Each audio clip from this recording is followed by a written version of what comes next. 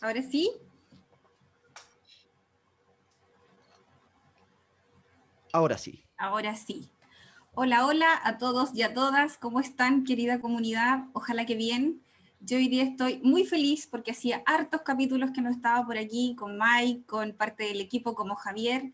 Y hoy estábamos conversando recién tras bambalinas que recibimos un regalo precioso porque muchos de los que vieron la promoción del capítulo de hoy sabían que nos iba a acompañar Sebastián Gallero, que es ese personaje de barba y de gorro que está por ahí. Un personaje muy famosillo en Chile y también en otros países, pero tenemos el honor y el regalo hermoso de estar con Jimena Dávila también, que nos dio una sorpresa ahora tras bambalinas, así que estamos como todos todavía con el core tiritando y vibrando arriba, porque la queremos, la honramos y la admiramos mucho, no solo por su quehacer profesional, sino que por el gran ser humano que es, y que yo creo que a muchos nos consta que es. Así que hoy día nuevamente los saludamos a todos. Saludo a Mike, saludo a Javier, saludo también formalmente ahora a Sebastián y Jimena. Y bueno, voy a darle un poco la palabra a Mike y a Javier para que saluden igual a la comunidad y luego nos vamos de lleno a regalonear con estas dos personas que tenemos hoy día aquí de invitados. Mike. Muy buenas tardes a todos y todas.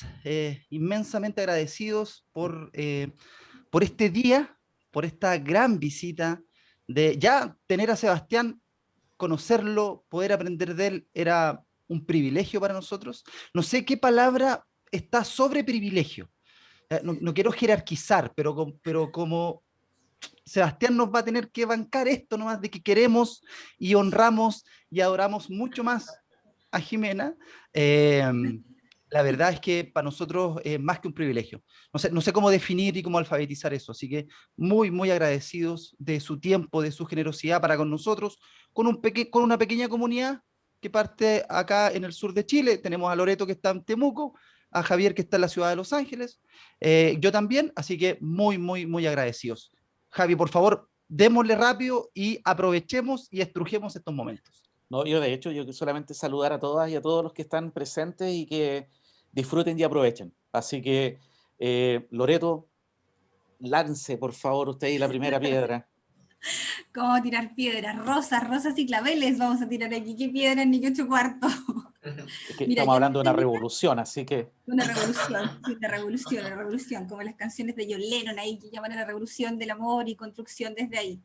Mira, yo tenía preparada una presentación para Sebastián, pero así como Sebastián nos trajo una sorpresa ahora, sin prepararnos nada, yo ahora les voy a dar una sorpresa a ustedes y yo quisiera que ustedes dos se presentaran, como ustedes lo gusten. ¿Quiénes son estas dos personas maravillosas que a esta hora están aquí regalando parte de su tiempo y de la sabiduría, ¿no? Que alojan en ese cuerpo, en ese acontecer? Trae más training ahí. Bueno, mi presentación de años es, yo me presento como mujer chilena, mamá, abuela, amiga, colaboradora, ser humano, y mi oficio es conversar. A eso me dedico yo. Pero conversar desde el entendimiento de lo que cofundamos con Humberto Maturana, que es matrística y, por supuesto, la biología cultural. Somos seres inescapablemente biológico-culturales. Y el hablar desde ahí implica un cambio de mirada, un cambio de modo de pensar. Así que eso hago. Conversar, danzar juntos con otros y otras. Vale, me toca. Bueno, yo habitualmente me presento como Sebastián Gallero Dávila, colaborador de Matrística, desempeñándome como director de Matrística y fundamentalmente descubriendo lo que es ser director de algo. Así que ha sido un interesante viaje y creo que esa apertura al descubrir me ha permitido ir aprendiendo y ir apoyando, transformando. Soy un sé si estoy. Sí, soy un peregrino que extraña el peregrinar, vale decir el caminar por buenos largos trechos y andares, que es mi práctica meditativa. Y fundamentalmente en estos tiempos, luego de lo que ha sido el estallido, pero fundamentalmente luego de lo que ha sido el tomar conciencia a nivel planetario, quienes hayan querido tomarla, con respecto a lo profunda de la crisis humana que habitamos, que se expresa en destrucción de ecosistemas, en violencia, en crisis económica, que se expresa en intolerancia, en cuánta cosa que uno ve cuando prende la televisión. Todas esas expresiones de esta crisis humana que está al centro, creo que me ha llevado a querer continuar inspirando y escalando las oportunidades para que personas puedan ampliar su propia autonomía reflexiva, que no es algo de afuera, sino que esa oportunidad de que reconecten consigo mismas, para que, como diría un poeta, espabilemos un poco a nivel humano y podamos hacernos cargo de lo que está pasando. Dentro de todo el contexto de marea en contra, que es la cultura que vivimos, la discriminación, las desigualdades, la inequidad y todas esas cosas, pero que forman parte del ajedrez. Y tenemos oportunidades de hacer una jugada al estilo Gambito de Dama, como esa serie. Así como jugada bien rebuscada, pero podemos lograrla. Eso. Eso nomás. Una Nada cosa más. súper simple, nada más, ¿cierto? Mira, yo creo que todos los que estamos aquí, probablemente los amigos y las amigas que están en sus casas, si algo tenemos claro es que siempre estamos en movimiento, siempre estamos como deconstruyéndonos, ¿no? Como rearmándonos, buscando nuevos significados, expandiéndonos, a veces desde el dolor, a veces desde la reflexión, a veces desde nada, a veces desde estar perplejos, ¿no? Y la complejidad de la experiencia en todos sus colores y su abanico experiencial. ¿Cómo han vivido ustedes este proceso como de pandemia que ya viene de hartos meses, pero además ustedes hace un tiempo atrás tuvieron la pérdida, porque uno pierde tal vez la materia, ¿no? Presente de ese ser amado, pero en el fondo tampoco se pierde. Ahí más adelante yo creo que podemos deconstruir un poco más ese concepto de pérdida, pero ¿cómo han estado ustedes en el último tiempo? Porque la pandemia de pronto ya los traía un poco movidos en distintos procesos o aconteceres. ¿Cómo han estado ustedes en los últimos meses, las últimas semanas? Yo quería que el primer año de pandemia fue un año más o menos estable en el sentido de lo que vino después del estallido, que hubo cosas que fueron fantásticas de poner en el tapete ciertas conversaciones que no estaban, como también hubo cosas dolorosas, terribles, que tienen que ver con la violencia, porque con la violencia en realidad no llegamos muy a puerto, o sea, conversando y reflexionando, pero tuvo que pasar este gran dolor para poder movilizarnos. Entonces, como cuando yo hablo de mí, hablo de en ese momento de Humberto Maturana, que es mi socio, con el que cofundamos Metrística, y yo creo que nos encerramos como equipo y también en todo el movimiento que Sebastián estaba haciendo, porque él es de la era de la tecnología, nosotros no. Él trajo un nuevo modo de hacer en Metrística que ha sido fantástico. Y nosotros con Humberto lo dijimos, tenemos toda la confianza en ti, hazlo, porque nosotros al principio no queríamos, porque el abrazo, el tocar con las personas, como esta cosa. Entonces, lo que hizo el primer año fue empujarnos a la era digital. ¡Tac! O sea, fue un empuje. Ajá. De ahí reflexionamos sobre lo digital y lo analógico. Lo digital tiene que ver con lo lineal, causal, en cambio el analógico ve configuraciones.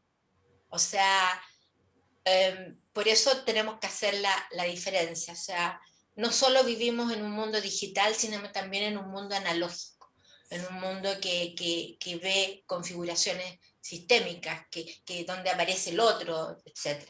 Entonces tuvimos espacios de mucha reflexión y nos invita Sebastián con Simón, ¿cómo se llama el chico, el editor? De la reflexión. Nicolás. Nicolás, bueno, entre Simón y Nicolás, nos invita a Planeta, en realidad, a que escribamos un algo de lo que estábamos pensando.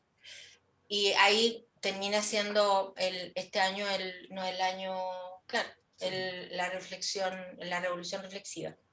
Porque entonces fue el primer año como un año, pero ya cuando viene el segundo año, y esto se alarga, ahí viene una especie de dolor del alma al ver lo que estaba pasando alrededor, las muertes, y ahí yo me preguntaba, ¿cómo somos de arrogantes los seres humanos que pensamos que no íbamos a vivir una pandemia? Entonces llega, yo como lo digo en el libro, lo digo siempre, llega un virus que ni siquiera es un ser vivo y es de príncipe a mendigo. O sea, aquí no tiene color, no tiene partido político, a todos. Y no estábamos tan preparados en ninguna parte del mundo para algo así. O sea, no, si tú miras, no estábamos tan preparados.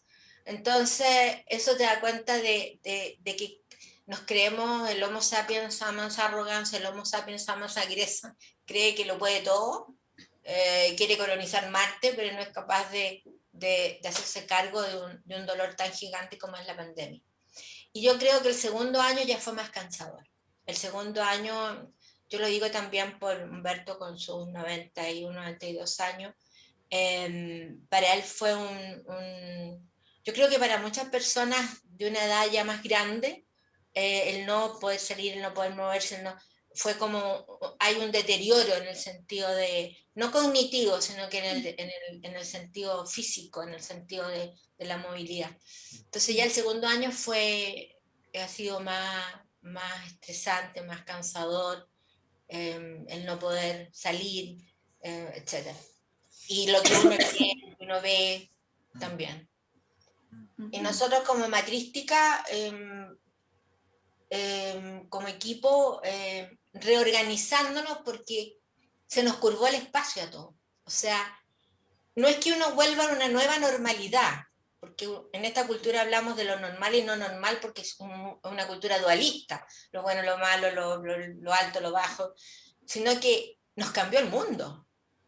O sea, nos cambió el mundo y tenemos que inventar, crear un nuevo modo de relacionarnos, un nuevo modo de vivir, un nuevo modo de estar, y donde siento yo que es la gran oportunidad, aunque parezca una frase muy mañida, donde el humano, el ser humano como ser lenguajeante, como persona, como ser reflexivo, tiene que mirarse a sí mismo.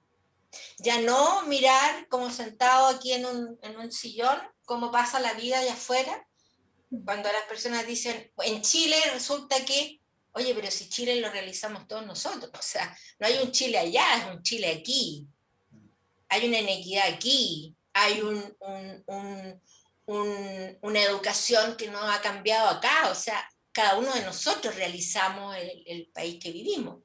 Entonces yo creo que es la gran oportunidad como para hacernos responsables de cómo hacemos lo que hacemos. Sí. Bueno, para mí creo que ha sido una pandemia distinta, o sea, una experiencia diferente, porque, claro, Jimena habla de esta digitalización. Claro, nosotros en Matrística empezamos a digitalizar el 2017, a tal punto que el 2019, antes del estallido, dije, ¿saben qué? Me voy y voy a ir a trabajar de manera remota.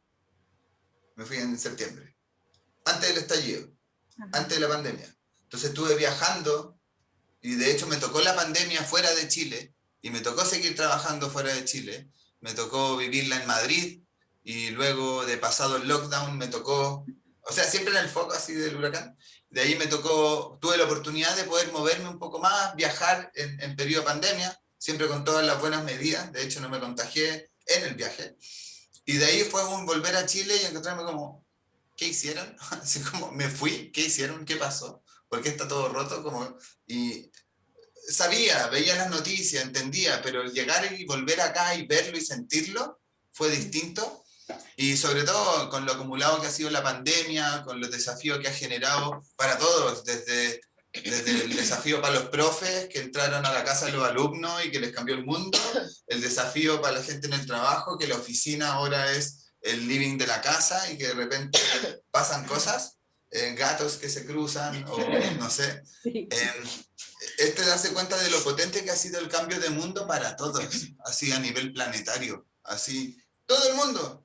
Me tocó en España, me moví a otros países y ver todo el mundo con mascarillas, ver todo el mundo viviendo un mismo desafío, pero al mismo tiempo no estar unidos como mundo, ha sido como algo potente con lo que me quedé, porque también estando ya en España tuve la oportunidad de participar en la COP25. Entonces ahí el tema medioambiental que hablaba también fue como un cachetazo. El escuchar científicos, así como se está quemando, y ver a los políticos o empresarios, así como más presupuesto, es como, era difícil como poder entender el mundo de conversación en el que estamos.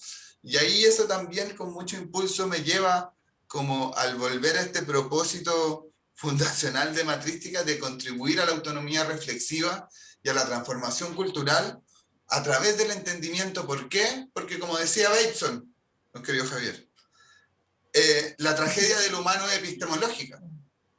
Tiene que ver desde dónde estamos mirando y qué estamos mirando.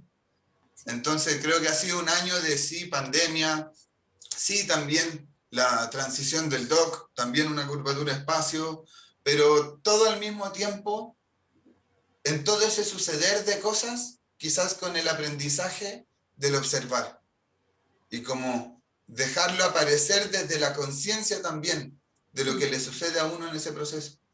Sin querer decir con eso que al ser consciente de eso, observar ahí y consciente de lo que me pasa, no me enoje o no se frustre uno, pero el tener esta oportunidad de darme cuenta que lo estoy observando ahí y que lo que me está pasando aquí, ya no es que me da rabia esa situación, sino que me puedo hacer cargo de mi rabia, porque soy consciente que ocurre, o de mi enojo. Y creo que ese ha sido también, con todas las privaciones que la pandemia ha generado, entre tanto rato en Zoom, pero también muchos momentos de esparcimiento que antes uno tenía, que quizás te podían desenfocar del proceso reflexivo, ahora el estar full inmerso en ello, creo que ha sido como la parte brillante, como luminosa de todo lo que ocurrió, que he escogido querer conservar en estos tiempos. Ahora con respecto a la partida del doc, que partió con su maleta y con su computador y con sus cosas, porque nosotros siempre hablamos de la muerte, que es la detención de la autopoiesis molecular, desde ahí con el doc. O sea, para nosotros la muerte es parte de la vida y la vida es parte de la muerte, o sea, son caras de una misma moneda. Entonces, más que una pérdida en el sentido de... era un tránsito en el sentido de la conservación de la dignidad en el vivir también. O sea, Humberto se va y una semana antes, nosotros, un tiempo poco antes, lanzamos, o sea, estaba bien. Entonces, fue como un viaje, una partida de un maestro, de un amigo primero, de una persona genial, de un pensador genial y de un amigo cercano, tierno, que me decía cuando nos veía hacer lo que hacíamos. Sebastián es un discípulo de Humberto cuando tenía como 10 años, estaba chico. Me puedo morir tranquilo, porque sé que lo que yo traje y después trajimos con la biología cultural puede seguir. Entonces cuando a mí me dicen la continuación del legado, no, aquí no hay una continuación de un legado, o sea, como que alguien me pasó un legado para... No, uno construye y va co-construyendo con el equipo desde los fundamentos, desde el entendimiento. Por lo tanto, Humberto también es conocido mundialmente, por lo tanto, hay muchas personas en muchas partes del mundo que siguen su deriva desde lo que entendieron y así es. Nadie se apropia de nada. Así que así fue. Quería y así está haciendo, digamos. Sí, qué interesante. No, por favor, Loreto, dale. Perdóname, algo muy, muy, muy cortito y luego te doy la palabra a ti y a Javi también, ahí que fue emplazado con Bateman y probablemente muchos otros que van a surgir en esta conversación. Es re lindo lo que ambos dicen, ¿no? Jimena y Sebastián, en esta oportunidad de como hacernos cargo, ¿no? Como no poner afuera el dolor, la crisis, la crítica, o también a veces el resurgir, replantearnos, ¿no? A la vida, a la relación con los otros. Y yo creo que eso es muy propio como de nosotros en esta condición mamífera evolucionada, aunque a veces yo siempre me cuestiono eso, cuán evolucionados somos o cuánto nos gusta creer que somos, en verdad, y no sé si somos tal, ¿me entiendes? Pero creo que ese proceso surge genuinamente siempre, pero no estoy tan segura, o tal vez yo por ahí me puedo acusar de un poco pesimista en esa línea, no estoy tan segura si Chile o otras sociedades, pero yo hablo de Chile porque vivo y me armo aquí, no en otra sociedad, no estoy tan segura de que, como Sebastián un poco nos decía, nos ayuden a sostener ese proceso reflexivo y como de autoconciencia y de replantearnos, como que me da la impresión de que a veces puede ser casi un lujo que muy pocos nos podemos dar, y a veces como que también pudiese generar mucho temor, ¿no? Como es mejor no mirar, es mejor no detenernos a lo que decía Sebastián, que se está incendiando el Amazonas, mejor hablemos de impuestos, de cuántas vacunas hay, de qué pasa con esto, qué pasa con esto otro, porque tal vez en mirar, apropiarnos y hacernos cargo, como que no es que nos ponga un yugo, pero también es como un poco ya, pues responsabilízate, agénciate, sé un agente de cambio, movilízate, arma manada, lo que también decía, no me acuerdo si era Sebastián o la Jimena, en esto de, ¿por qué nos vivimos este proceso a veces solo, no? Como que se nos olvida un poco honrar esta tribu, que es tan genuina, que viene da nomás, y no podemos hacerlo solos, a veces nos empeñamos en hacerlo solos. Entonces me parece interesante eso, porque a mí me encantaría verdaderamente, o puede que yo lo esté mirando así también muy egoístamente, quizás es mi miraje y qué lata, qué mal reconocerme así de pronto, si lo estoy mirando así, te fijas, pero de pronto tengo la impresión de que no sé si es como algo tan transversal como a mí me encantaría que fuera, para Pero que sabes como que que yo creo que avanzáramos. sí, yo me sumo y lo hemos conversado ya en este año y medio que llevamos de pandemia, en este año que llevamos también de programa, en donde hemos tenido a muchas personas que nos han acompañado. Y si bien es cierto, en primera instancia había esta esperanza, que después se transformó como en desesperanza aprendida, como que veíamos que todos queríamos cambiar, pero no estaba cambiando nada. Pasamos con esta frase tuitera del no lo vimos venir al aquí no ha pasado nada, porque a veces uno siente que no ha pasado nada, pero también entendemos que este proceso de reflexión y de revolución reflexiva parte con esta frase que está en la contraportada de este maravilloso libro, La Revolución Reflexiva, que dice así: los grandes cambios no se producen sino hasta que empiezan a cambiar los individuos en sus localidades y contextos personales, para luego tocar a sus personas cercanas. Las transformaciones se mueven como un virus que va contagiando de uno en uno hasta formar un movimiento. Y saben, Jimena y Sebastián, que cuando más me acordé de esta frase, sabíamos que íbamos a conversar del pensar el pensar con Sebastián, pero pasó con esta noticia mundial de ahora que estamos en los Juegos Olímpicos, de Simone Biles, cuando ella toma la decisión de no seguir por su salud mental. Se da cuenta y lo dice en sus frases: no estoy sonriendo tanto y no me estoy divirtiendo con lo que hago. Y yo no quiero poner a todos y todas en un mismo nivel, o sea, porque ciertamente sí lo somos, pero ella claramente en una cultura estadounidense muy, muy del exitismo, muy del que tú tienes que hacer lo que, y más si eso lo extrapolamos al deporte, pero ella toma una decisión. y toma una decisión siendo, no sé cuántos años tendrá, pero me imagino que es muy joven, de hacer un cambio. Y eso, claro, se extrapoló a nivel mundial, se empezó a reflexionar, a conversar, fue portada de diarios, pero también de mucha gente que lo tomaba desde el punto de vista positivo. De esto de que si un artista, o perdón, una deportista olímpica tomó la decisión, ¿por qué no lo podemos hacer nosotros? Y ahí va mi pregunta o mi reflexión para Jimena y Sebastián. ¿Estamos preparados nosotros para tomar una decisión así? ¿Nuestro pensamiento está ligado a eso? ¿Nuestro pensamiento se está ligando a nuestras decisiones? A ver, primero decirte que todo dolor y sufrimiento es siempre de origen cultural. Vivimos inmersos en una cultura de competencia, de éxito, no solo en Estados Unidos, sino que en el mundo. En Rusia, en Norcorea, en Surcorea, en todas partes. O sea, vivimos una cultura donde hay un mundo allá que me hace cosas a mí. No hay esa conciencia de que yo soy el generador del mundo que yo vivo.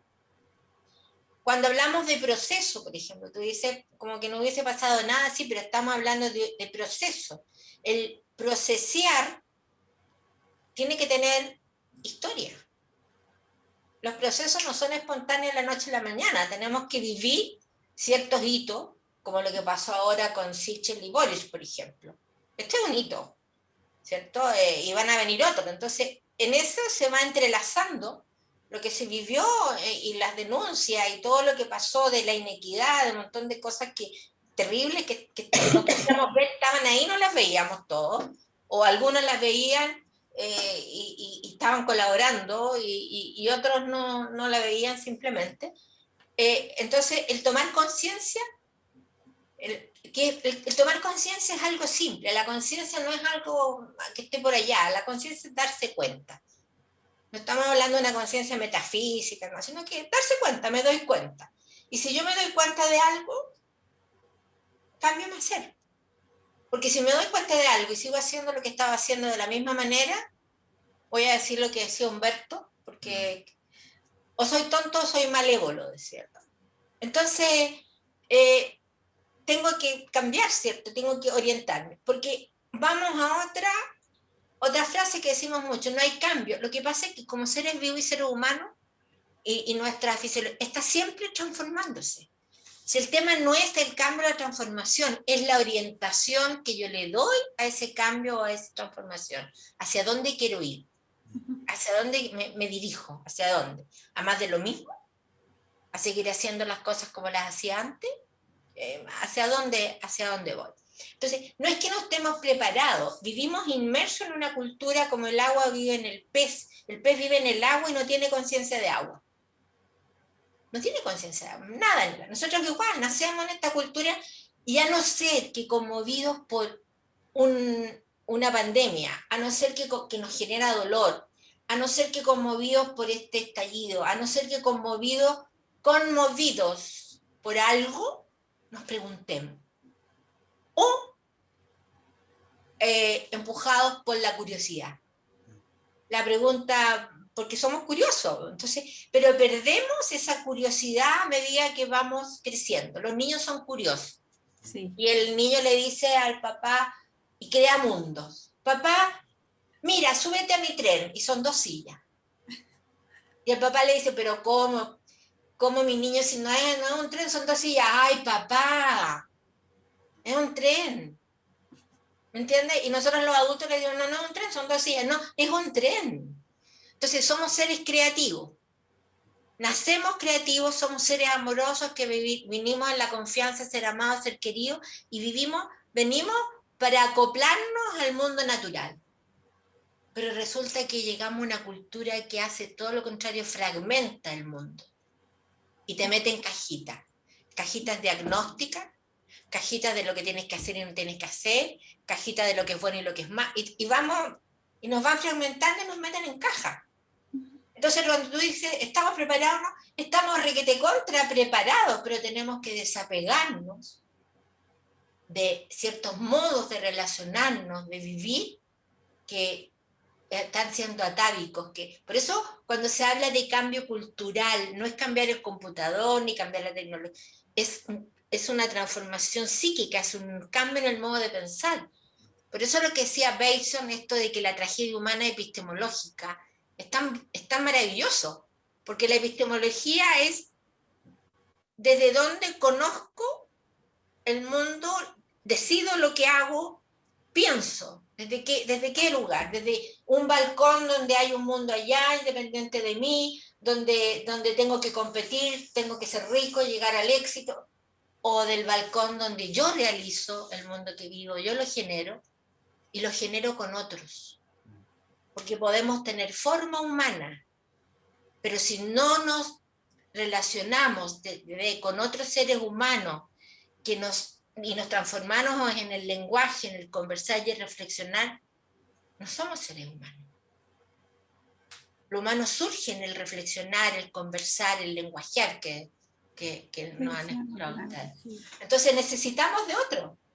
Esto de estar solo, no estamos nunca solos. Somos seres sociales. Jimena, bueno, Sebastián, cuando ustedes hablan de eso, bueno, han tocado muchos temas de filosofía. Es impresionante, yo por eso he estado callado, escuchando y enriqueciéndome nomás.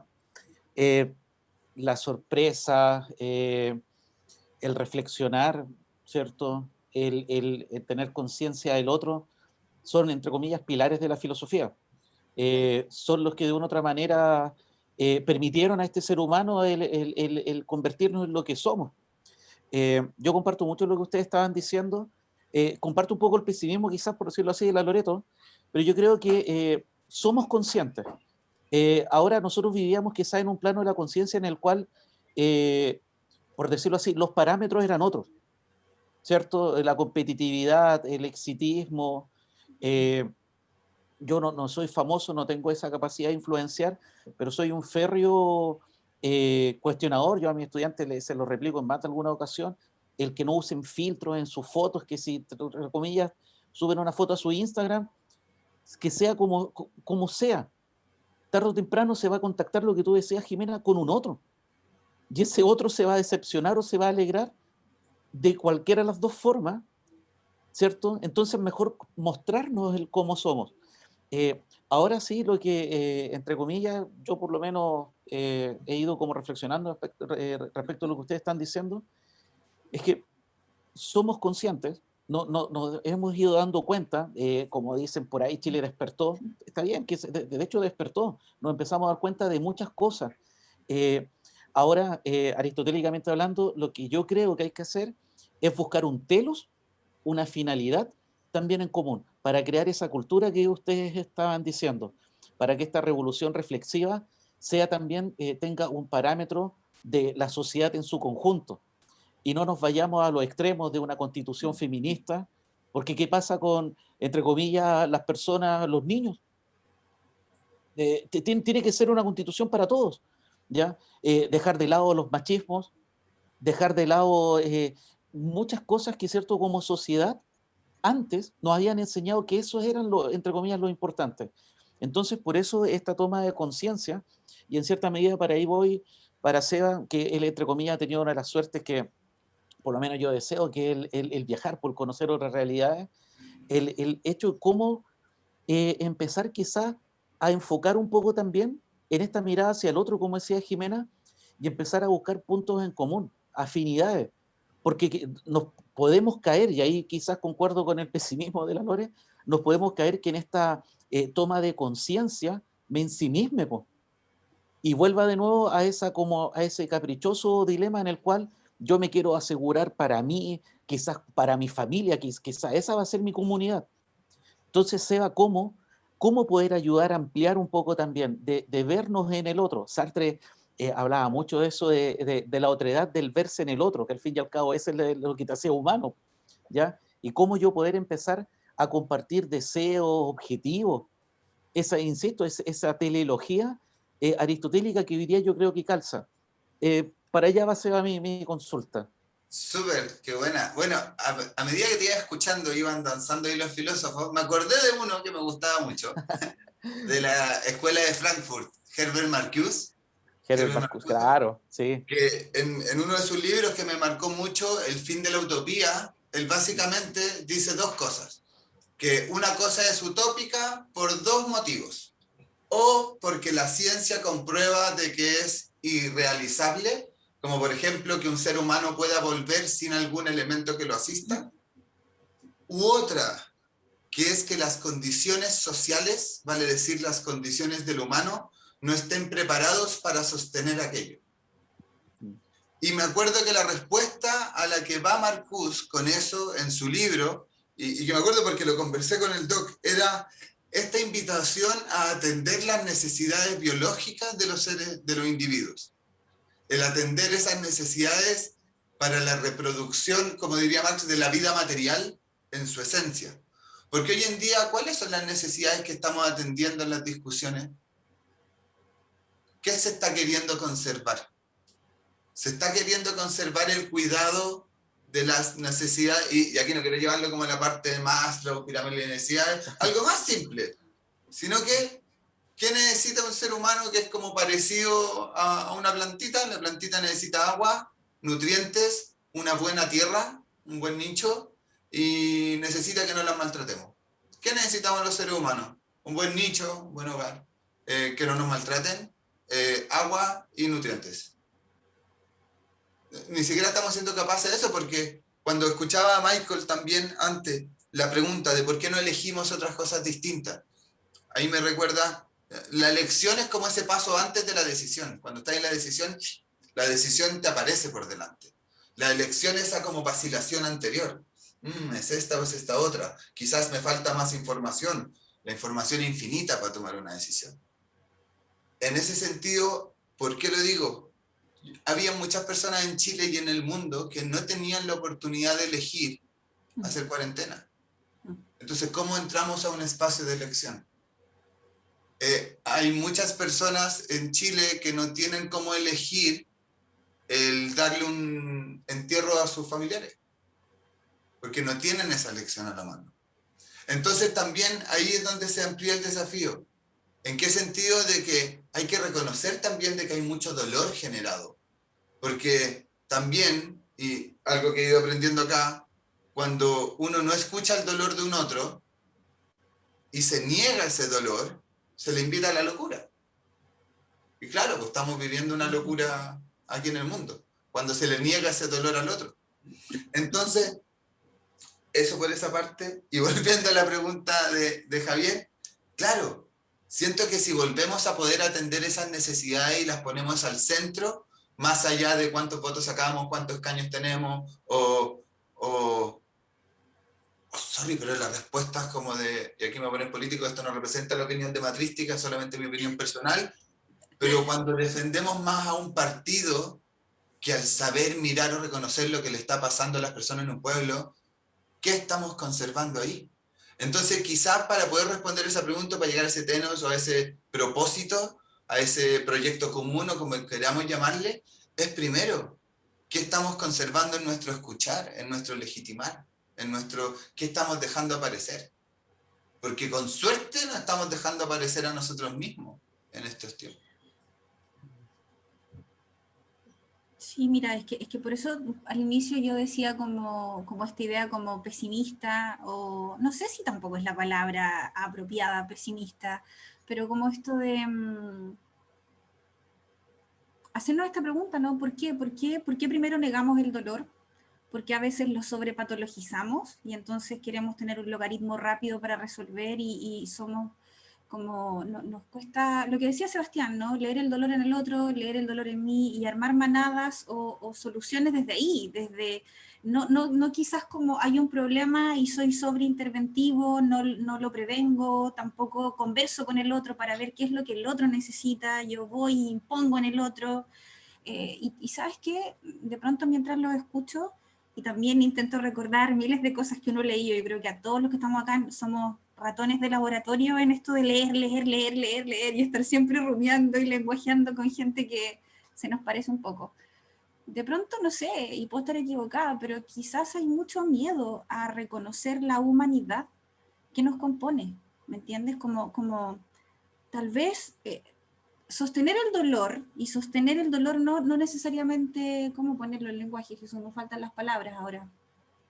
Sostener el dolor no de una manera como dolorosa, sino que como una experiencia más, pudiese aterrar tanto que en verdad yo me arranco antes de siquiera sostenerlo, antes de siquiera querer conocerlo, porque como que yo, citando a la Jimena, tengo súper instaurado idiosincráticamente que es algo que me va a hacer sufrir. No tengo instaurado que tal vez va a gestar procesos, mira, antes de reflexivos, tal vez me va a obligar a conectarme con un dolor corporal que tengo súper desconectado de mí y que necesito ponerlo en contexto, necesito entenderlo para poder, no sé, buscar una solución más realista, ¿no? No ir y empastillarme, no ir y decir, mira, el ministro de Educación no me entiende, perdón, de Salud no me entiende, o X actor social da lo mismo, ¿no? Como a veces siento, pienso, y de nuevo puedo estar muy equivocada, de que el sabernos más humanizados, más amorosos, más sentipensantes, más colaboradores, pudiese ser un gran desafío, y entonces como que nos da susto eso. Y sin darnos cuenta, replicamos y recreamos una y otra vez este ser y acontecer como más máquinas, como más, como dijera Pau, más líquidos, más funcionales, más instrumentales, ¿te fijas? Y aunque nos sangre y nos duele, como que seguimos ahí. Y a veces hay como mirajes y uno dice, ya basta, voy a irme quizás como por esta línea, voy a pedir ayuda, voy a mirar, voy a darme cuenta, este ejercicio precioso de Warner surge, pero no, qué miedo, no, mejor voy a ir a trabajar, mejor voy a, no sé, autoengañarme de cualquier manera, pensar que el Pero Lore, político sí, me va a resolver. veamos y en esto también llevemos a Jimena y Sebastián, porque ellos hacen un trabajo, pero extraordinario, en el que lo que tú mismo estás diciendo, cómo fuimos formados, po. ¿Cómo es la escuela en Chile hoy? La escuela tiene tiempo para reflexionar lo que estamos... En la escuela hablamos de dolor. Sí, no confiamos en nuestros niños, niñas y adolescentes. Si hay un chiquillo, no sé, lo pongo en un momento, en una situación X. Profesora, no quiero dar la prueba porque estoy nervioso, porque estoy en blanco. ¿Qué inmediatamente decimos nosotros los educadores? La excusa. Tú no estudiaste. Profesora, me duele. No, la desconfianza es, pero inmediata. Y ahí el trabajo que hace Matrística es muy fundamental, porque ligado al proceso de educación hacen una transformación. Y yo quiero invitarlos a Jiménez y Sebastián que podamos profundizar un poquito en eso. Ya Marx se preguntaba y hacía esta pregunta de quién educará a los educadores. Y siempre recuerdo que en un seminario, no sé si fue un seminario o en un congreso, Edgar Morin le dice, lo van a educar personas sensibles, empáticas y amorosas, que tengan la sensibilidad espiritual como un eje fundamental. Están siendo formados, y aquí yo tengo a mi querido colega que trabajamos juntos, y Javier es todo lo contrario al paradigma educativo que le instauran y que lo obligan, por eso que también, entre paréntesis y calladito, que no salga de aquí, ha tenido tantas dificultades, porque hacer pensar o hacer conscientes de lo que les pasa a los chiquillos, chiquillas, no está dentro de lo que tiene que hacer la escuela. Entonces, no sé si pudiesen ustedes darnos ahí un poquito de qué es lo que hace Matrística, cuál es el objetivo fundamental, cuál es el foco para educar a estos educadores. Yo voy a partir por algo que me toca mucho, que tiene que ver con... Nosotros hicimos con Humberto cuando partimos el año 99 lo que es el logo de Matrística. El logo de Matrística es un círculo que tiene dos flechas. Una flecha entra por la curiosidad, que es la pregunta que Humberto se hizo cuando empezó a estudiar qué es lo vivo que muere. Él no quería describir un ser vivo, sino quería decir si pasa esto, esto y esto, ahí hay un ser vivo, o sea, un sistema autopoyético molecular, por la curiosidad. Y la otra entrada es por el dolor. Cuando yo les digo que me di cuenta que todo dolor y sufrimiento es de origen cultural, el sufrimiento es cuando uno se queda atrapado en el dolor. ¿Y por qué de origen cultural? Porque ahí nos transformamos en la convivencia, porque nosotros somos en ese sentido, en matrística, para nosotros el lenguaje genera mundo, como todos ya sabemos. Entonces, no es trivial una palabra u otra. Cuando hablamos de educación, hablamos de transformación en la convivencia. Y nos estamos transformando hasta que nos morimos. O sea, siempre. En cambio, el enseñar es guiar la mirada. Y lo que hace un profesor es guiar la mirada. Lo que hace un papá es guiar la mirada del niño o la niña. Guiar la mirada, en el caso de un profesor, a la filosofía, a las matemáticas, a la geografía, etc. Y en el caso de una familia, a la conducta ética, al respeto por sí mismo, que lo vive el niño o la niña, en tanto se relacionan de esa manera. Cuando alguien que dice que quiere en su familia recuperar el respeto es porque ya se perdió. El respeto tiene que ser un modo de convivir no reflexionado, espontáneo. ¿Me explico? Cuando alguien dice quiero que en mi casa nos respetemos, que haya amorosidad, que haya es porque ya eso no está. No está porque tengo que empujarlo o tengo que intencionarlo. Entonces, no es bueno ni es malo, es nomás, es el darse cuenta de aquello. Que a lo mejor hemos vivido en una familia, porque familia es un grupo de personas que viven el placer de estar juntos. No el placer hedonista, sino el placer de volver a casa, el placer de la compañía. No importa que sea una abuela con sus nietos, un grupo de amigos que son de provincia y quieren estudiar, no importa. Es un grupo de personas que viven en el placer de estar juntos. Con eso digo yo, olor a pan tostado, cuando uno llega a la casa, olor no sé, albahaca porque están haciendo humita, no tengo idea, pero ese hogar, oikos, ese lugar. Entonces, cuando hablamos de educación, cuando hablamos de dolor, la pregunta que yo hago es siempre que a algunos les molesta mucho porque es una pregunta reflexiva. Y cuando uno hace una pregunta reflexiva, esa pregunta te queda. La hago porque a algunos les quedará, otros se enojarán, perdónenme, discúlpenme. La pregunta es, ¿dónde les duele el vivir? ¿Dónde le duele la vida? Entonces es una pregunta reflexiva en el sentido de que miro el vivir que estoy viviendo y me pregunto, ¿dónde me duele el vivir? ¿Dónde me duele la vida?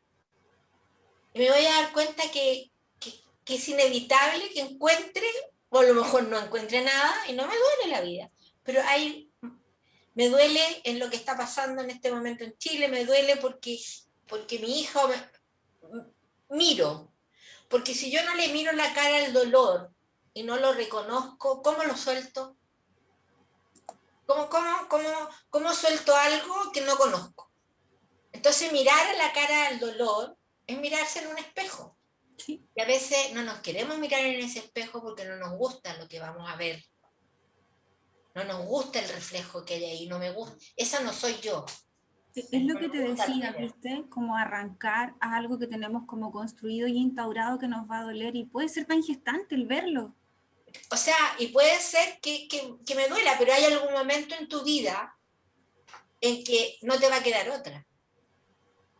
Porque te enfermaste ese dolor de puede ser irritable, también... porque te enfermaste de algo, porque la fisiología se desarmonizó viviendo en ese dolor.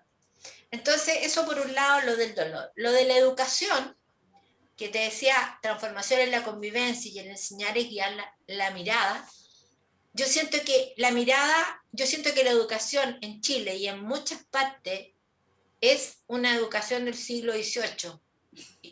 Totalmente. La educación en la que entregamos datos, información, y el niño se lo tiene que tragar de esa manera y tiene que responder lo que el profesor quiere escuchar, y si el profesor escucha lo que quiere escuchar, le pone buena nota. Uh-huh. Pero ¿dónde está el mundo experiencial? ¿Dónde está el mundo de las emociones? ¿Dónde está la gran herramienta que tenemos los seres humanos, que es la reflexión? La reflexión es un acto en la emoción, de preguntarse, el el preguntarse cómo estoy haciendo lo que estoy haciendo, que me gusta o no me gusta, el estar curioseando, el estar, porque como siempre recalcaba el doc, que somos niños crecidos, somos seres neoténicos, somos niños crecidos, pero resulta que entramos a una cultura en la que tenemos que vivir, vestir, hacer ciertas cosas para satisfacer, ¿qué? Un mercado, para satisfacer, ¿qué? Un modo de vida exitista, para satisfacer algo o a alguien. Y en ese acto de satisfacer a otros me pierdo yo de mí mismo o mí misma. Entonces, ¿dónde nos duele la vida? Es una pregunta, como dijo Sebastián delante, y la experiencia de libertad aparece cuando yo quiero el querer que digo que quiero querer. ¿Quiero mi querer o no lo quiero? Porque cuántas veces uno dice, ya, sí, ya, yo quiero eso, voy, ya. Quiero ir al gimnasio. Sí, Ajá. claro, y cuando está la cuestión, no. Entonces, ser honestos con uno. ¿Quiero el querer que digo que quiero querer o no lo quiero? Y solo para agregar, complementando lo que está diciendo Jimena, claro, necesitamos reflexionar. Claro, reflexionamos. Pero ¿qué decimos cuando decimos que reflexionamos? Estamos uniendo palabras y pensamientos en la cabeza de manera que suenan interesantes y tengo la mano puesta en la barba. No, quizás le falta un paso a ese reflexionar. Ahí me acuerdo de una historia de hace mucho tiempo que me acuerdo había trabajado un verano y tenía plata y la tenía ahí guardadita y me acuerdo que paso por una tienda de música y vi una guitarra y me entusiasmé. Así me cambió todo el cuerpo, entré a la tienda, vi la guitarra, la probé, ¡ay, suena bacán! Y con esto otro, y estaba ahí en todo ese entusiasmo. Y ya, ¿y con cuánto descuento? Ya podría ser, y en algún momento me acuerdo que paré, claro, porque vi el precio y dije, así como ya todo lo que traje el verano, adiós.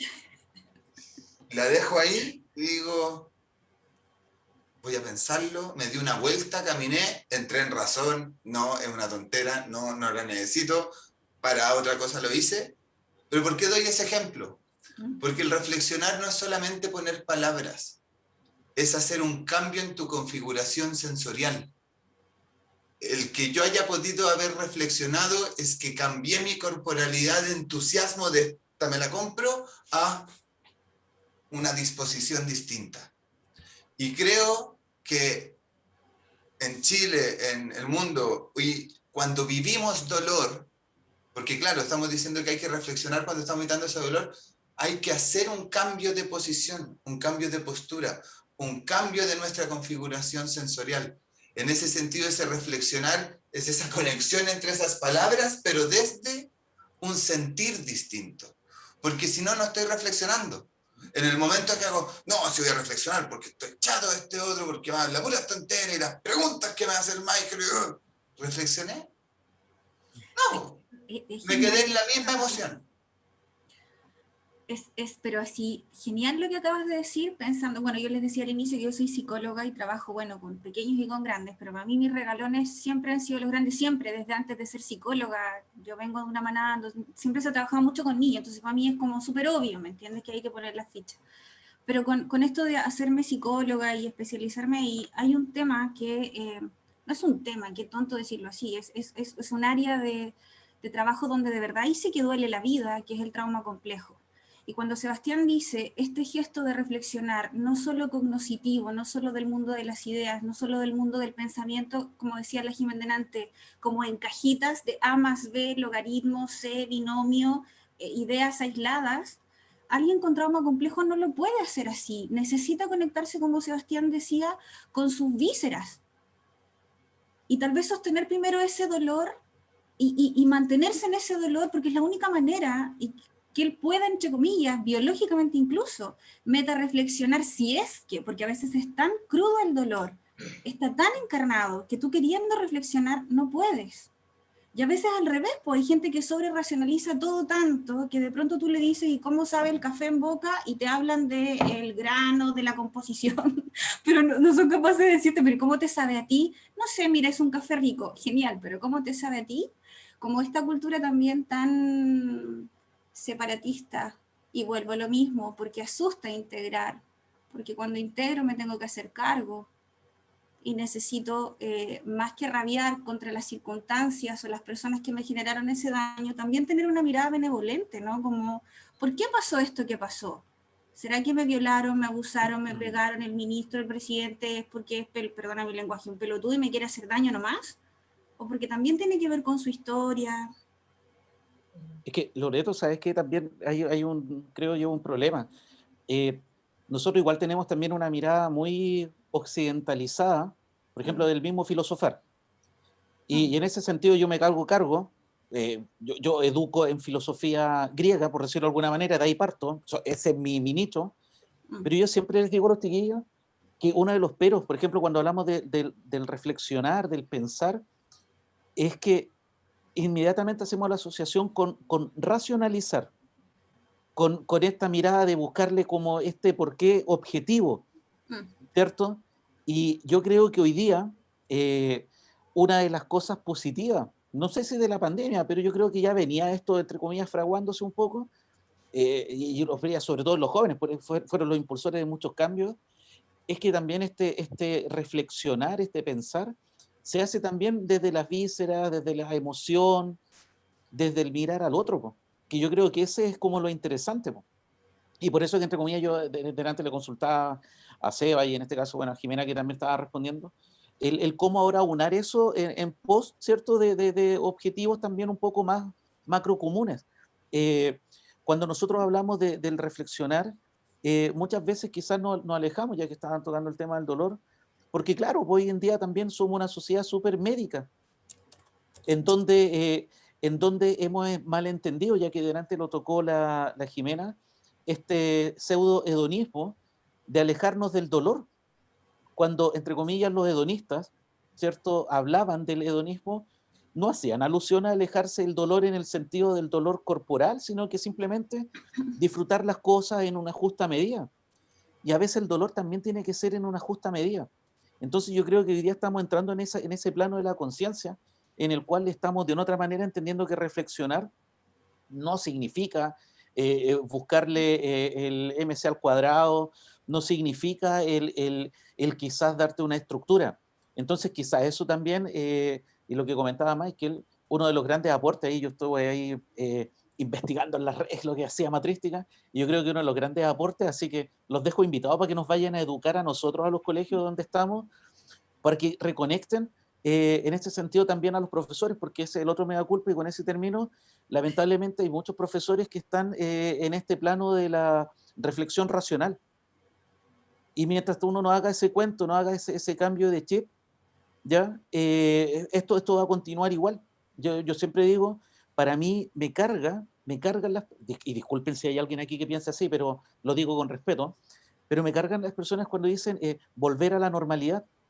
No, lo que menos quiero yo es volver a lo que era antes. Hay que aprovechar todos estos cambios, hay que aprovechar el cómo también encajonar, por ejemplo, las mismas tecnologías. Cómo han sido de útiles, cómo esa cultura digital está siendo positiva. Ya, me quedo callado, pero eso quería decir, de la reflexión racional. ¿Te vas a decir algo de la racional? Sí, no, o sea, solo... Es que esa te dejo a ti. No. No, solo también ahí como conectando con el tema claro, de los profes y el reflexionar. Me voy a hacer cargo de los profesores que yo tuve en el colegio, para no tirarla como pelota para allá, de mi experiencia en ese sentido. O más bien le pongo la pregunta como al resto, a ustedes que están aquí, Michael, Loreto, Javier. ¿Cuáles fueron los 3 profesores más significativos y qué aprendieron de ellos? Los más cariñosos, po. Los que tú podías acercarte a hablar con ellos, y no hablar de materia, ¿me entiendes? Para mí el profesor más significativo fue el que me regaló el primer libro de Heidegger, y yo tenía 15 años, 15 para 16, sí, podíamos hablar de la vida. No la profesora que me enseñaba matemáticas, que con el respeto que ella merezca, lo único que le interesaba era tener un curso de selección donde todos tuvieran un gran rating y puntaje en eso, ¿me entiendes? ¿Al resto? Bueno, es como lo mismo. Yo hasta segundo medio quería ser biólogo marino y en tercero medio tuve filosofía. Así que ahí, gracias a mi gurú, cambié a este rubro. Pues entonces, y bueno, y conecto con lo que dice la María Loreto, pues yo creo que de una u otra manera, hoy en día es súper valorable ese profesor que conecta el contenido con la experiencia de vida. Yo creo que eso es lo fundamental, porque lamentablemente también me tengo que hacer cargo de que estudié pedagogía y que tengo que enseñar un contenido, ¿ya? Entonces tengo que, entre comillas, entregar algo formal, por decirlo de alguna manera. De eso no me puedo arrancar. Pero si yo lo logro conectar con lo humano, con lo concreto, yo creo que ese es, entre comillas, el enlace perfecto. Yo por eso que siempre digo a los chiquillos, a mí me encanta filosofar de lo humano y de lo barato. Ese es mi eslogan, de lo humano y de lo barato. Y en ese sentido, y eso es lo desafiante, y yo no soy profe, y lo digo desde afuera, desde la galería, así que los profes también. Pero en esos profes que ustedes mencionaron, también tenían que pasar el currículum, pero eso no le inhibió en dejarlos aparecer. Tal cual. Porque con ese haber sido ustedes dejados aparecer, es que tú, Javier, ahora eres profe de filosofía. Entonces ahí está la pregunta también, para los profes. ¿Cuánto estoy dejando aparecer a los alumnos? Sí, entiendo de que hay condiciones de cantidad de alumnos por clase, cantidad de clases que tienen, que lo hace desafiante, pero que son cosas que esos profes que ustedes los tocaron también vivían. Por lo tanto, de que se puede, se puede. Y por otro lado, hay una deuda histórica con los profes, siento yo, al menos como a nivel como societario, porque las condiciones o el estatus que en Finlandia se van como en bola, así como en el estatus, como la posición en la que están, bacán, pero es como, estamos súper distantes, entiendo que está ese gap, pero también cuánto cargo se puede hacer uno, o cómo se puede sanar ese dolor que habitan. Porque al final también todas las profesiones, como en la cultura que vivimos, viven sus ámbitos de dolor. Incluso cuando se habla del tema de los empresarios y se piensa como que todos los empresarios son como de las grandes empresas en Chile, la gran mayoría de los empresarios en Chile son pymes. El empresario del cual se habla o como que se critican todo este tiempo, la gran mayoría son empresarios pymes, que estamos viendo afuera que no tienen con qué pagar sus cosas. Porque al final también está esa responsabilidad ahí. Entonces, con ese ejemplo a que iba, a de que el dolor es cultural. Entiendo que en el ámbito de la docencia también se habita, pero ese es el presente que se está habitando. La pregunta es cómo desde ahí se puede generar un proceso conversacional, un proceso de transformación personal o un cambio de dónde estoy y de lo que estoy haciendo. Pero para poder dejar aparecer a esos alumnos y generar ese cambio hacia un proyecto común, tenemos que partir por poder mirarle ese dolor a la cara, abrazar y aceptar la historia. Todo argumento racional tiene un fundamento emocional. Siempre. Entonces, cuando uno habla de la razón o de lo racional, cuando uno le dice al otro, sea más razonable, más racional, estás diciendo en el fondo, piensa como yo pienso. No, está siendo muy subjetivo. O sea, en el fondo es lo mismo. No estás pensando como yo estoy pensando, porque yo quiero que tú pienses como yo pienso. Entonces, cuando Seba habla de dejar aparecer a lo otro que es el amar es dejar aparecer, tengo que hacer un acto para que eso pueda ser posible mayor conmigo, que es dejarme aparecer a mí mismo. Si no me he dejado aparecer a mí mismo, ¿cómo voy a dejar aparecer a otros? Si no me amo a mí mismo, ¿cómo voy a amar a otros? Si no me respeto a mí mismo, ¿cómo voy a respetar a otros? O el dolor. Entonces, por eso volvemos de nuevo siempre a nosotros. Sí. O sea, el tema nosotros. Entonces, cuando hablamos de lo que decía el Seba, todo se realiza en nuestra corporalidad. Todo. Todo lo que hacemos se realiza en nuestra corporalidad. Por lo tanto, como bien decía el Seba, la reflexión, claro, es un acto de la emoción. Yo me pregunto y me cambia la emoción. Al cambiarme la emoción, me cambia mi sentir, me cambia mi sensorialidad, me cambia mi cuerpo, claro. Porque estoy en un acto de reflexión, de algo que me toca a mí. Pero también, digo yo, hay un momento en la historia de cada uno de nosotros en que las cosas empiezan a hacer sentido de manera más profunda. No hay una edad para eso. No hay una edad para eso. Lo puede hacer un niño, o lo puede hacer un adulto, o no lo puede hacer nunca una persona. O sea, una persona puede... Yo siempre decía a todos, lo que nosotros hacemos tenía de Dios y de diablo. Ay, Jimenita me decía, ¿por qué? Porque cuando uno es tan consciente, duele la cosa, po. Claro, mejor pasar piola, parejito, por eso cuando a uno le dicen, hoy está igualita, yo pregunto, ¿de dónde? ¿De qué dominio? Si es del dominio físico, fantástico, pero si es del dominio del pensar, de relacionarme, lo encontraría espantoso porque significa que mi vida fue planita. Pero hay personas que optan por eso, o sea, por vivir. Mi papá me decía, Jimenita, no vale un mar de conocimiento con 1 centímetro de profundidad. Más vale un charco chiquitito pero profundo. Y lo que hacemos nosotros en biología cultural, en matrística, es profundo. Es profundo porque tiene que ver con entender la clase de seres que somos como seres vivos y como seres humanos. Porque y entendemos muchas cosas, pero no nos hemos metido a entendernos a nosotros mismos. Entonces, si un profesor, un papá, una mamá, un adulto, no se ha dejado aparecer a sí mismo, ¿desde dónde puede dejar aparecer a otro? Jugamos al como sí, po. Jugamos todo el tiempo al como sí, a la media, ¿te fijas? Y yo vuelvo a esta hipótesis del miedo, porque que aparezca el otro, no solo en dolor, también en el amor, en la legitimidad del otro y en el gozo con el otro, en el juego con el otro, igual puede ser desafiante para algunos. Estoy, por ejemplo, ¿no? Y la pensando responsabilidad es en... mayor para nosotros, po. Para Pero claro, nosotros y nosotras la claro. responsabilidad es mayor porque somos capaces de identificar esto, po. Yo Pensaba... hay algo que quería decirles con respecto a algo que hablaron, que tiene que ver con el pasado, con el futuro.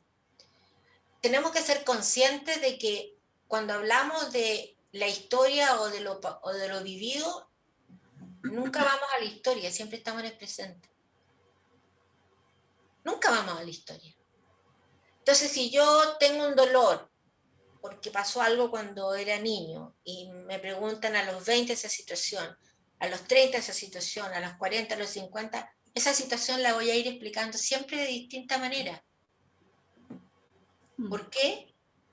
Porque soy un presente continuo y cambiante. Por lo tanto, en un momento estoy lleno de rabia, de ira, pero hay un momento en que me voy explicando y voy entendiendo de manera distinta. Ahora, si yo me quiero quedar con esa rabia y esa ira, me voy a enfermar. Esa es el tema. Entonces, ¿y el futuro? No existe. No está. Es un modo de cómo estamos hoy. Entonces, yo tengo un mantra cuando estoy en alguna situación y cuando estaba en la clínica, que estuve 17 días interna con COVID. Les voy a contar una situación que viví. Llega una psicóloga, porque también van y están de vuelta, y entra y me pregunta, ¿tiene miedo? Entonces yo les contesto, ¿cómo se le ocurre hacerme esa pregunta? O sea, porque antes que usted llegara no, pero ahora sí. O sea, me trae el miedo. O sea, claro, o sea, no, ¿cómo se siente? ¿Cómo está? ¿Cómo le han tratado? No sé, cualquier cosa, pero no tiene miedo. Entonces tuvimos una larga conversación ahí muy interesante. Entonces, vivimos solo el presente que tenemos. Y mi estar en ese momento ahí fue en el mantra presente, presente. ¿Dónde estoy? En este presente, presente. Y este presente, presente, ¿cómo lo quiero vivir? Con gratitud, por ejemplo. Con la gratitud de poder decir estoy bien cuidada en una clínica, en un lugar donde no todo el mundo tiene la posibilidad, desgraciadamente, que sí. Entonces, en el presente, presente, en un espacio emocional de gratitud. ¿Cuándo damos las gracias? porque las nubes que están hoy día en el cielo, que estuvieron, ya no vuelven nunca más a estar igual. Mañana van a haber otra y el mundo. Entonces, lo único que tenemos es el presente que vivimos, no tenemos nada más. El pasado es un modo de estar en el presente porque nunca vamos a la historia. Y el futuro no está. Puedo tener ganas, deseos, pero nosotros celebramos el 2018, ¿se acuerdan? ¿Cómo lo celebramos cuando, no, el 19, cómo venía el 20? Se destaparon champaña y fuegos artificiales, y el 20 que cambia de número va a ser mejor. ¿Qué pasó? Entonces, ¿es un mundo de incertidumbre? No, es un mundo el vivir es esto, el vivir es un fluir, es como deslizarse como decía yo, estos surfistas que hacen surf, que se deslizan en la ola. El vivir es eso, es deslizarse. Uno no puede predecir lo que va a pasar y tampoco puede quedarse anclado a la historia.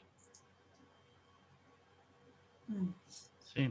Yo en estos casi 75 minutos que han sido de uno de los más lindos que he tenido por este proceso de reflexión, yo pienso que las escuelas, estas preguntas, bueno, al sistema no le sirven. Por eso que es mejor para algunos y algunas hacerle la pregunta a los niños, niñas y adolescentes que están en el libro de Santillana, porque ya se saben las respuestas. Yo siempre trato de hacer estas preguntas también en los consejos de profesores, pero claro, cuando uno empieza a preguntar este tipo de cosas, te empiezan a mirar así como, no es la hora para venir a filosofar aquí, nosotros venimos a trabajar. Y me lo han dicho en reiteradas ocasiones, porque claro, empatizando con ellos, siempre recuerdo esta frase que decía Varela, ¿verdad? El poder constitutivo de la empatía. Uno trata de llevarlo, este poder transformador del amor también que hablaba el maestro Humberto Maturana, porque el amor se estudia en los laboratorios, no es una cosa ideológica como de pajaritos, no, el amor se estudia. Cuando siempre me acuerdo que estaba en un programa de televisión, en Tolerancia Cero, si no me recuerdo, y le estaban haciendo preguntas acerca de la violencia. Parece que los que estaban ahí no entendieron mucho, yo creo que nunca entendieron lo que el profe les quería decir, pero él les dijo algo que a mí siempre me quedó muy calcado. Les dijo así como la tolerancia es la venganza encubierta. Nosotros lo que tenemos que llevar a cabo es el respeto. Y separar esta palabra respeto con esta historia que habla Jimena, porque claro, en nuestras generaciones anteriores te dicen, hey, yo respetaba a mis padres. ¿Lo respetabas o les tenías miedo? Porque hay una diferencia sustantiva entre lo que es el miedo y el respeto. Entonces, claro, ese tipo de preguntas, hacérselas a los niños no les sirve al sistema que sabemos que maneja todo, y principalmente maneja las escuelas, porque desde ahí se transforma, desde ahí se forma esto.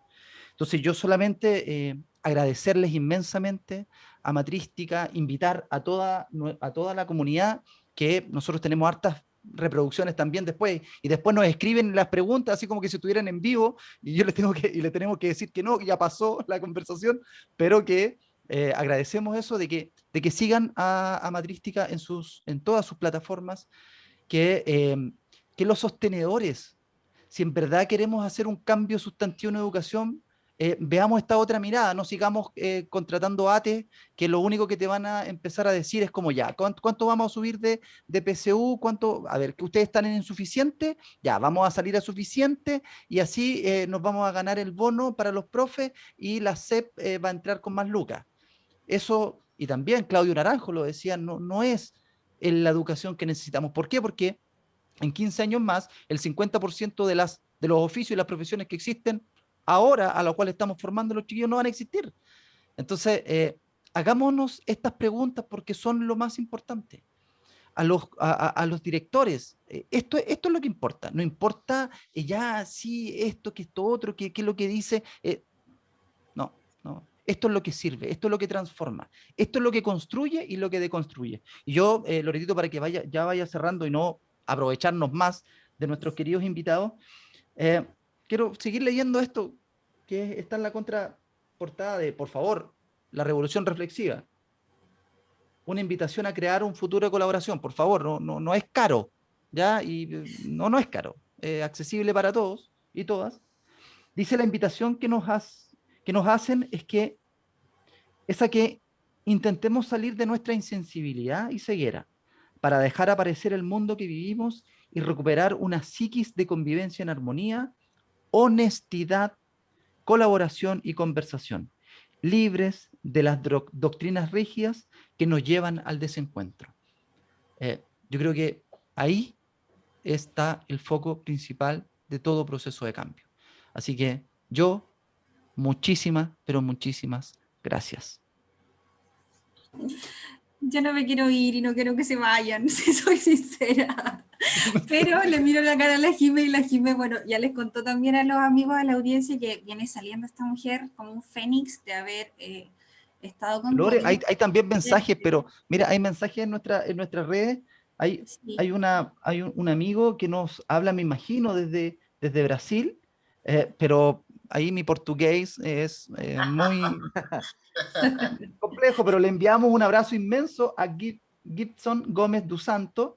Sí. También estamos desde México, a Rubén Hernández, saludos desde México, me encanta escucharlas y escucharlos, y así tantos otros comentarios y preguntas que están, pero que por tiempo no las vamos a poder realizar. Eso, Súper. amiga Loreto. Desde ahí también Sebastián.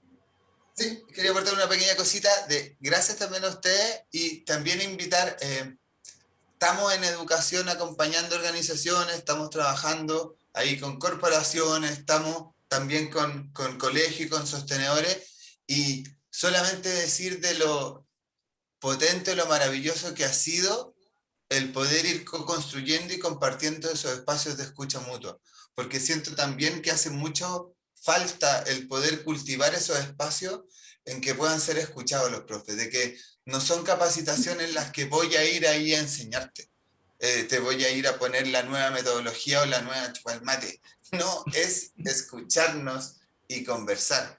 Y poner ese énfasis también entendiendo de que ahora está pasando tanto en los cambios en educación, se está transformando desde los departamentos, los SLE, está toda la serie de movimientos que tiene a todos ahí navegando en la incertidumbre, así que sí, ahora más que nunca espacios para reflexionar. Y dejo avisado el tiro, la próxima semana tenemos un tallercito de conversando de ciencia y filosofía que comienza la otra semana, así que con Marcelo vamos a conspirar para hacerles llegar a ustedes un descuento mega ultra para que los profes puedan participar de ese taller, y ahí vamos a ver también si sumamos algo más ahí, don Javier, para ese espacio. Sí, porque no sé si podemos citar a Foucault, ¿no? Sí, podemos citar a Foucault, porque hubo un tiempo que no nos dejaban que había que citarlo, pero... Estaba medio censurado, claro. Claro, pero decía que en las escuelas pasamos del aprendizaje a las teorías del aprendizaje. Eso es lo que se empezó a ejecutar en la escuela, ¿o no? Querido amigo Javier. Sí, ya, bueno, yo fui uno de los que censuró. Mira, este es una tontera. Mi perro se llama Foucault, en honor, yo soy un gran admirador, y de hecho después de lo que ocurrió, pensé en cambiarle el nombre. Lo iba a llamar Freud, pero iba a quedar en la misma, así que... Sí, pero, peor. oye, no, sí, por eso, así que quedó en Foucault. Oye, Jimena, muchas gracias. Sebastián, muchas gracias. Te voy a cobrar la palabra ahí a través del Michael. Y lo que decías tú, Jimena, permitirse aparecer. Genial. Buena frase, buena idea. Muchas Ahora gracias. yo les quiero contar por qué hago lo que hago. Yo hago lo que hago y me paré a hacer lo que hago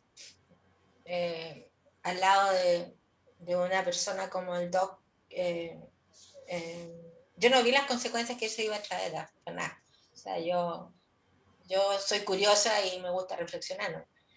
Yo me paro a hacer lo que hago porque estoy en la confianza absoluta de que somos seres amorosos, que nacemos en la confianza de ser amados, de ser queridos, de ser nutridos, de ser contenidos. O sea, esa es mi confianza fundamental. Somos seres amorosos. Nacemos y salimos como la mariposa, la crisálida, hechita para captar con su proboscis el néctar de las flores. Nosotros también nacemos en esa confianza fundamental de ser amados, de ser queridos. Porque yo pienso que en este momento están haciendo un niño o una niña. ¿Qué le digo? No, devuélvete porque se están quemando los bosques, porque no va a haber agua, porque... ¿Qué le digo? ¿Cómo entro en espacio de desesperanza con un niño de 3, de 4, con mi nieta de 6 años? Y le digo, no, ¿sabes que Miquelita no, o mi nieto de 13, no puedo. Entonces, empujemos y orientémonos hacia la esperanza de que todos los cambios que están pasando en el mundo van a ser para mejor. Porque hay niños que están naciendo, que están creciendo y que quieren ver un mundo de néctares, de agua, de ríos, de bosques, etc. Sí, Qué yo lindo siempre decirlo. recuerdo ese capítulo de El Patrullero 777 de Mario Moreno Cantinflas. No sé si se acuerdan cuando recibe a un abogado medio tomado y ese abogado le dice, puedo estar gritando en el desierto, pero gritando. Y ahí después el Patrullero 777 lo toma, le dice, muy bien esa frase. Yo creo que todos estamos como en la misma dinámica. A veces sentimos que gritamos en el desierto, pero vamos a seguir gritando. Así que Loreto, por favor.